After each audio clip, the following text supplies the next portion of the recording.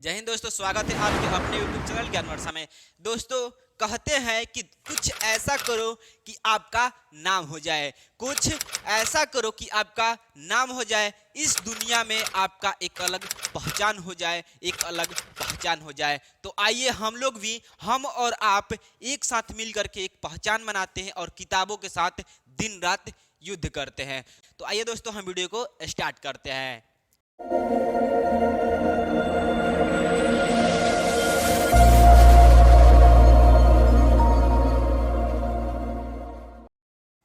तो दोस्तों, हम लोग आज के इस वीडियो में जियोग्राफी से लघु उत्तरीय प्रश्न पढ़ने वाले हैं। बहुत इंपॉर्टेंट प्रश्न है यह प्रश्न, आपके बोर्ड परीक्षा में 2 नंबर में पूछा जाएगा। और जो हम आपको इस वीडियो में क्वेश्चन बताने वाले हैं, बताने जा रहे हैं, वो अपने शब्दों में बताएंगे। यानी कि जिस शब्द में आप समझना चाहते हैं उसी शब्दों में बताएंगे, आपके खोपड़िया में सीधा चला जाएगा। बस आपको क्या करना है कि हमारे साथ बने रहना है वीडियो के अंत तक।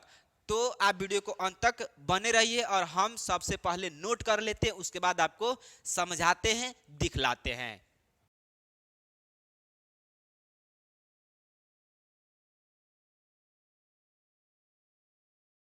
तो आइए दोस्तों, हम लिख लिए। अब समझते हैं इसको और आपके दिमाग में डालने का प्रयत्न करते हैं। आप वीडियो को स्टार्ट से लेकर के अंत तक जरूर देखिएगा और चलते हैं। सबसे पहले इसको समझते हैं, आपके दिमाग में देखिए कैसे चला जाएगा। ठीक है, देखिए क्वेश्चन देखिए, कह रहा है कि भारत के किन भागों में नदी डेल्टा का विकास हुआ है, यहाँ की मृदा की क्या विशेषता है। भारत के कौन सा भाग है जिसमें नदी डेल्टा का विकास हुआ है, और नदी डेल्टा से जो विकास हुआ है मृदा, उस मृदा का विशेषता क्या है, इसके बारे में आपको बताना है। तो ऐसा ही प्रश्न आपके एग्जाम में सीधे पूछ दिया जाएगा। यही प्रश्न आपके सीधे एग्जाम में उठा करके यहाँ से रख दिया जाएगा और आपको जो है बनाना रहेगा। तो कैसे बनाना रहेगा और कैसे बनाइएगा हम बता रहे हैं। देखिए इसका उत्तर सुनिएगा।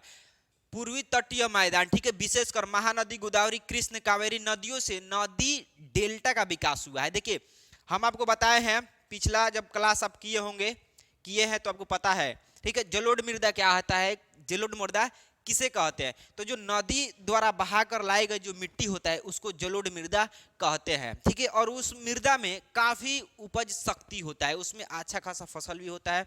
तो ये कौन सा नदी है, तो महानदी, गोदावरी, कृष्ण, कावेरी, ये 4 नदियां हैं जिनसे नदी डेल्टा का विकास हुआ है। इस जलोढ़ मृदा में चूना, पोटास, फास्फोरस जैसे तत्वों की प्रधानता होती है। मतलब कि इस मिट्टी में चूना भी पाया जाएगा, पोटास भी पाया जाएगा और फास्फोरस भी पाया जाएगा। इसके प्रधानता के कारण यह मिट्टी क्या होता है, अधिक यानी कि सर्वाधिक उपजाऊ होता है। इस पर अच्छा फसल होता है, ज्यादा फसल भी होता है। ठीक है, अब आप सोचते होंगे कि इस पर ही क्यों होता है, और सा मृदा जो है हमारे यहाँ सामान्य खेतों में जो मृदा है उस पर क्यों नहीं होता है। तो हम आपको बता रहे हैं, इस मिट्टी पर भी होता है, लेकिन सर्वाधिक उस पर क्यों होता है, क्योंकि मिट्टी जब नदी जो आता है ना उसका पानी, तो ऊपरी परत का जो मिट्टी होता है उसको दहा करके ले जाता है, न कि नीचवा को ले जाता है। ऊपरली जो परत होता है उसको दहा करके ले जाता है, और उस ऊपरी परत जो होता है उसी पर फास्फोरस, चूना और पोटास, ये 3 तत्व पाए जाते हैं। और इसको क्या करता है, दहा करके लेकर के दूसरे जगह रख देता है, और उस पर आप कृषि कीजिए, बहुत अच्छा कृषि होगा। ठीक है, तो कहाँ है, तो पूर्वी तटीय मैदान में विशेषकर महानदी, गोदावरी, कृष्ण, कावेरी द्वारा नदी डेल्टा का विकास हुआ है। यहाँ की जलोढ़ मृदा में चूना, पोटास, फास्फोरस जैसे तत्वों की प्रधानता होती है, और इस मृदा में बहुत उपजाऊ शक्ति होता है। ठीक है, जिसके कारण, उपज शक्ति होने के कारण इस पे क्या होता है, कौन कौन सा फसल किया जाता है, तो गन्ना होता है, चावल होता है, गेहूं होता है, दलहन होता है, बहुत से फसल होता है। ठीक है, और इस खेती के लिए इसको बहुत उपयोगी माना जाता है, जो उस पर खेती होगा उसके लिए बहुत उपयोगी माना जाता है। समझ में आ रहा है, और इस मृदा पर गहन कृषि होता है। अब बताइए, जिस मृदा में ज्यादा फसल होगा उसी मृदा पर तो कृषि होगा। समझ में आया, तो आपको बस बताना यही है कि भारत के पूर्वी तटीय मैदान में विशेषकर महानदी, गोदावरी, कृष्ण, कावेरी द्वारा, यानी कि इन नदियों की, इन 4 नदियों के द्वारा नदी डेल्टा का विकास हुआ है। और इस जलोढ़ मृदा में जो है चूना, फास्फोरस और पोटास, इन 3 तत्वों की प्रधानता होती है, जिसके कारण यह मिट्टी जो है सर्वाधिक उपजाऊ होता है। और इस पर गन्ना होता है, चावल होता है, ठीक है, दलहन होता है, बहुत से फसल जो है इस मिट्टी पर होता है। इसमें क्या होता है, उपज शक्ति होने के कारण। और इस मिट्टी पर गहन कृषि होता है। क्यों होता है? क्योंकि इसमें ज्यादा उपज शक्ति पाया जाता है।